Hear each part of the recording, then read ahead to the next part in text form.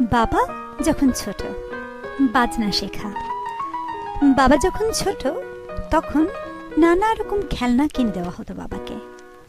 বল, lotto, দম দেওয়া motor গাড়ি। হঠাৎ বাড়িতে কেনা হলো পিয়ানো। খেলনা নয়, সত্যিকারের মস্ত এক পিয়ানো। চকচকে কালো তার ঢাকনা, ঘরের আধখানায় জুড়ে গেল তাতে। ঠাকুরদাকে জিজ্ঞেস করলে বাবা, বাবা তুমি পিয়ানো বাজাতে পারো? ঠাকুরদা বললেন, না রে, পারি না। তখন ঠাকুমাকে জিজ্ঞেস করলে বাবা, আর মা তুমি বাজাতে পারো? হুঁ। ঠাকুমা বললেন, পারি না। তাহলে কে বাজাবে? জিজ্ঞেস করলে ছোট্ট বাবা। ঠাকুমা ঠাকুরদা দুজনেই সমস্বরে বলে উঠলেন, তুই।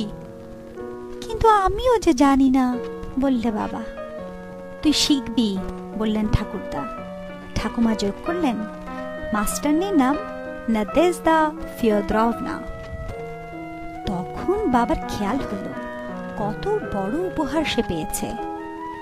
আগে কখনো তো মাস্টার রাখা হয়নি তার জন্যে। নতুন নতুন খেলনা যা পেয়েছে তা নিয়ে নিজে নিজেই সে খেলেছে। বাজনার মাস্টারনি নাদেজদা ফিয়োদরভনা এলেন। চুপচাপ বয়স্ক মহিলা। কি করে পিয়ানো বাজাতে হয় তা তিনি বাবাকে দেখিয়ে দিলেন। স্বরগুলো শিখিয়ে দিলেন তিনি। 7টা স্বর, সা রে গা মা পা ধা নি। চট করেই এগুলো মুখস্থ হয়ে গেল বাবার। পদ্ধতিটা এইরকম। কাগজ পেন্সিল নিয়ে বাবা বসে বলতো, সা কাকপক্ষীর বাসা। এই বলে গাছ আঁকতো বাবা। গাছের উপর বাসা, বাসায় ছানা, বাসায় কাক।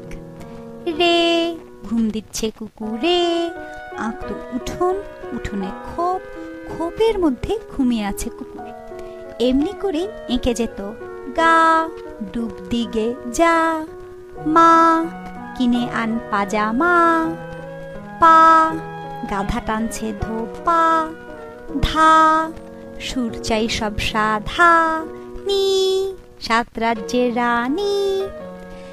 এই জিনিসটা বাবার খুবই ভালো লেগেছিল। কিন্তু শিগগিরই বাবা টের পেলে যে বাজনা শেখা অত সোজা নয়। বার 10 করে কেবল একটা স্বরই বাজানো, এতে বিরক্তি ধরে গেল বাবার। এর চেয়ে অনেক ভালো বই পড়া, বেড়ানো, এমনকি কিছুই না করা। সপ্তাহ 2 পরে বাজনায় বাবার এতই অচ্ছেদ্যা হলো যে পিয়ানোটাকে দুচক্ষে দেখতেই পারত না। নাদেজদা ফিয়োদরভনা প্রথম দিকে তারিফ করতেন বাবার। এবার তিনি কেবল আফসোসের ভঙ্গিতে মাথা নাড়তে শুরু করলেন। সত্যিই তোর মন লাগছে না বাজনায়? জিজ্ঞেস করতেন বাবাকে। প্রতিবারই বাবা বলতো, না মন লাগছে না। আর ভাবতো মাস্টারনি রাগ করে শেখানো বন্ধ করবেন। কিন্তু সেটা আর ঘটল না। ছোট্ট বাবাকে খুব ধমক দিলেন ঠাকুরদা ঠাকুরমা।